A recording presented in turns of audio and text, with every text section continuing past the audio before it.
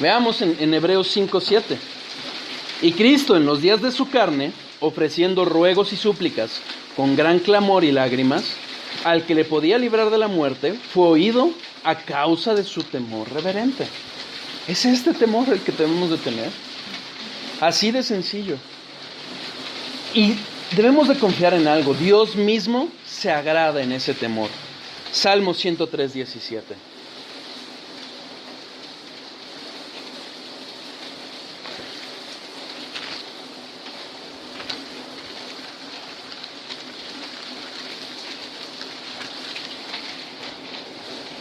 Mas la misericordia de Jehová es desde la eternidad y hasta la eternidad sobre los que le temen, y su justicia sobre los hijos de Dios.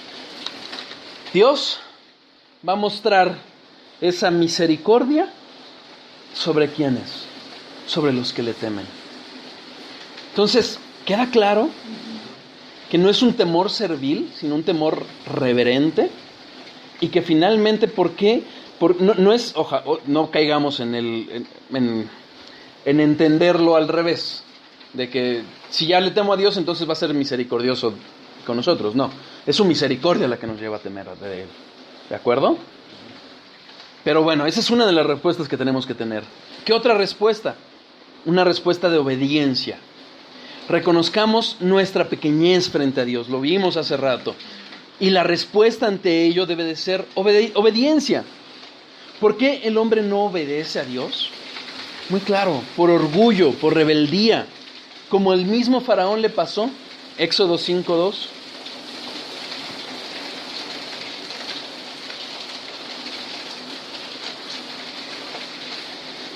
Y Faraón respondió: ¿quién es Jehová para que yo oiga su voz y deje ir a Israel? Yo no conozco a Jehová, ni tampoco dejaré ir a Israel. Esa es la misma. Nos identificamos con Faraón cuando tenemos esa actitud hacia con Dios, hacia su palabra, hacia lo que Él nos ha revelado. ¿Queda claro? Necesitamos humillarnos ante Cristo. Y hermanos, perdón que lo diga, pero mejor que sea por las buenas. Romanos 14:11.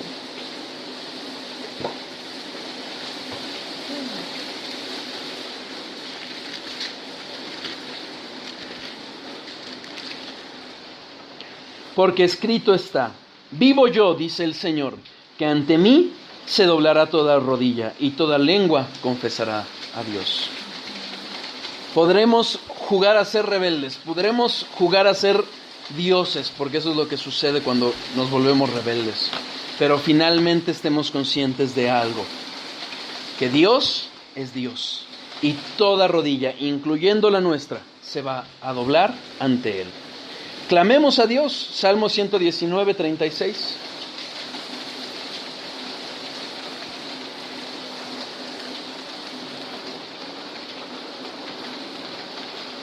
Inclina mi corazón a tus testimonios y no a la avaricia. Versículo 133. Mírame y ten misericordia de mí, como acostumbras con los que aman tu nombre. Clamemos a Dios. Clamemos a Dios para que le podamos obedecer. ¿De acuerdo? Para que hallemos misericordia dentro de Él, delante de Él, y nos lleve justamente a ese temor y a esa obediencia. Finalmente, todas las obras que podamos hacer como hijos de Dios son porque Dios las preparó para nosotros. Son para su gloria, pero obedezcámosle. ¿De acuerdo? Una fe que no lleva a una vida cambiada, una vida transformada, no es una fe salvadora. ¿Recuerdan lo que vimos en el Salmo 103? Lo estudiamos mucho hace tiempo para hablar justamente de la soberanía de Dios. ¿Cómo exalta la soberanía de Dios? Lo vemos en el 19 hablando del trono, donde puso el trono y cómo la tierra es el estrado de sus pies. Pero veamos a qué respuesta nos debe de llevar. Versículos 17 y 18, mas la misericordia de Jehová es desde la eternidad y hasta la eternidad sobre los que le temen, y su justicia sobre los hijos de Dios, sobre los que guardan su pacto y los que se acuerdan de sus mandamientos para ponerlos por obra. Ese ver la soberanía de Dios, esa misericordia de Dios, nos debe de llevar a obedecerle. La misericordia no se gana por la obediencia, pero es una consecuencia de ello. Por eso, el salmista usa en este capítulo, en este salmo, perdón, él usa todo lo que es la misericordia, la exalta como un incentivo para obedecerle. Y termina con la descripción de la supremacía de Dios. Finalmente, debemos de ver a la obediencia no como un castigo, sino como el privilegio y el honor de obedecer al mayor Rey de todos. Es una nobleza el poder obedecer a Dios. Cuando no lo obedecemos, se deriva, o esa desobediencia deriva de que tenemos una baja concepción de la majestad de Dios. Malaquías 1:14.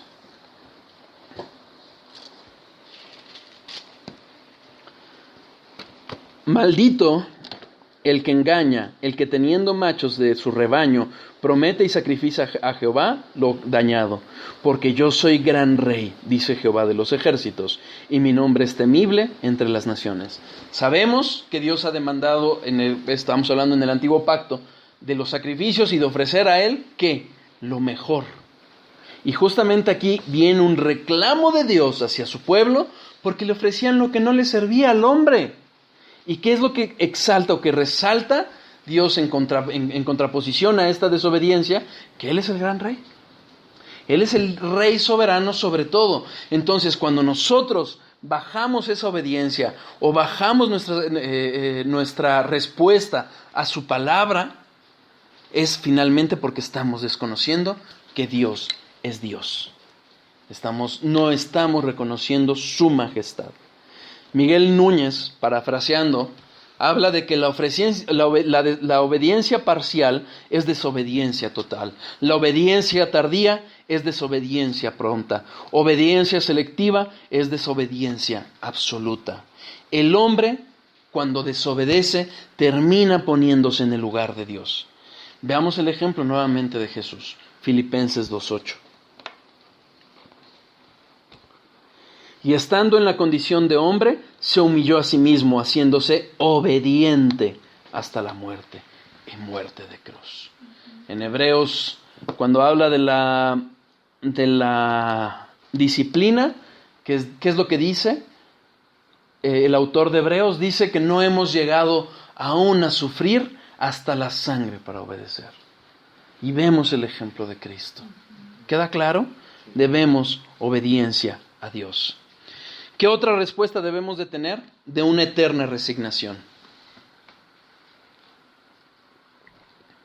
Ya hablamos en su momento de que la respuesta de nosotros no debe de ser fatalista o determinista, porque Dios nunca nos manda a eso. Nos manda a seguir esforzándonos, ¿sí? Pero ¿a qué queremos, a dónde debemos de llegar? Debemos de tener mucho cuidado con pretender juzgar a Dios. Insisto en esto porque es nuestro corazón el que siempre nos lleva a ello. Él es perfecto y su justicia y su soberanía también lo son. Proverbios 4:23.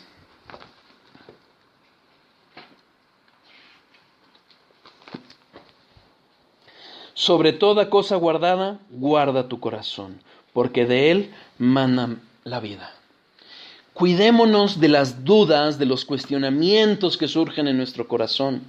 En ese momento, lejos de quejarnos o murmurar contra Él, debemos de orar, debemos de estudiar la palabra, debemos de rendirnos a su soberanía. Filipenses 4, versículos 4-7. Regocijémonos en el Señor siempre. Otra vez digo, regocijaos en el Señor siempre. Otra vez os digo, regocijaos. Vuestra gentileza sea conocida de todos los hombres, el Señor está cerca. Por nada estéis afanosos, sino sean conocidas vuestras peticiones delante de Dios en toda oración y ruego con acción de gracias. Y la paz de Dios, que sobrepasa todo el entendimiento, guardará vuestros corazones y vuestros pensamientos en Cristo Jesús. ¿Queda claro? Cuando vengan esos momentos, porque van a venir, debemos de acudir a los pies de Cristo. Ante las dificultades y sufrimientos, el instinto de nuestro corazón siempre va a ser quejarnos.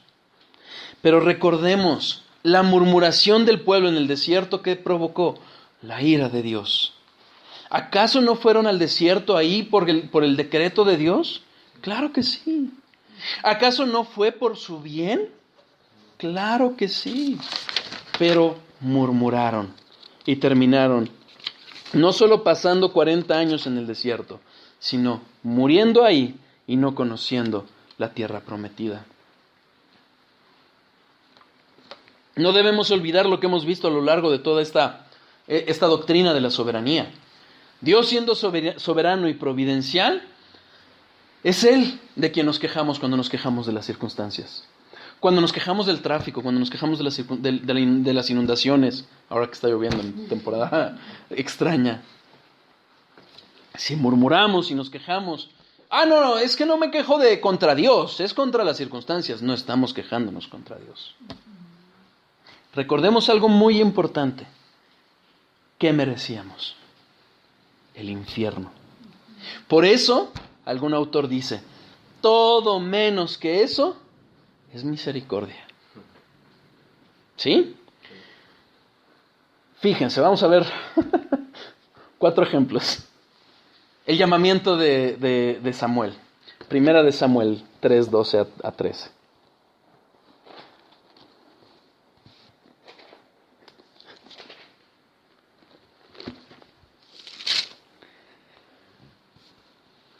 Los que estamos familiarizados con la historia sabemos que estaban los hijos de Elí, terribles sacerdotes, hacían las cosas mal delante de Dios. Sabemos, precede la historia de Ana, todo esto anunciando a Jesucristo, porque todo esto es sombra de que mientras el sacerdocio nombrado estaba decayendo terriblemente, Dios ya tenía preparado a alguien.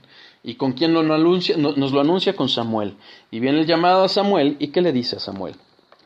Aquel día yo cumpliré contra Elí todas las cosas que he dicho sobre su casa, desde el principio hasta el fin, y le mostraré que yo juzgaré a su casa para siempre por la iniquidad que él sabe, porque sus hijos han blasfemado a Dios y él no los ha estorbado. ¿Qué es lo que sucede después? Viene en el versículo 18 que Samuel le dice todo. Y en el mismo versículo vamos a ver la respuesta de Elí. Samuel se lo manifestó todo, sin encubrirle nada. Entonces él dijo, ¿quién? Elí, Jehová es, haga lo que bien le pareciere. Esa es la respuesta de Elí. Y podemos ver cómo, aún el ver a un hijo morir, que puede traer una gran turbación a nuestros corazones, nos muestra cómo los afectos de su corazón estaban sujetos a Dios. ¿Sí? Dios actuó soberanamente y respondió Elí sujetándose a él. Job en un día perdió todo. ¿Y cómo respondió? Job 2:10. Y él dijo, como suele hablar cualquiera de las mujeres fatuas, has hablado, ¿qué? ¿Recibiremos de Dios el bien y el mal no lo recibiremos? En todo esto no pecó Job con sus hechos. Finalmente, Dios le había quitado todo menos la esposa, riquezas, ganado, su casa, sus hijos. ¿Y qué dijo? ¿Qué recibiremos todo esto? ¿Todo, solo el bien y no el mal? Es más, no solo eso, sino que además adoró. En el mismo Job 1:20-22, entonces Job se levantó y rasgó su manto y rasuró su cabeza y se postró en tierra y adoró. Y dijo, desnudo salí del vientre de mi madre y desnudo volveré allá. Jehová dio y Jehová quitó. Sea el nombre de Jehová bendito. Hermanos, les aseguro que ninguno de nosotros ha sufrido lo que Job. ¿Y qué hizo él? Adoró. Los hijos de Aarón, por circunstancias particulares, siempre hemos hablado del fuego extraño, ¿sí? Y habiendo traído fuego extraño los hijos de Aarón a la presencia de Dios, finalmente no sabemos con precisión qué es ese fuego extraño, solo sabemos por las mismas palabras de la Biblia que era fuego que Dios no mandó. Traen fuego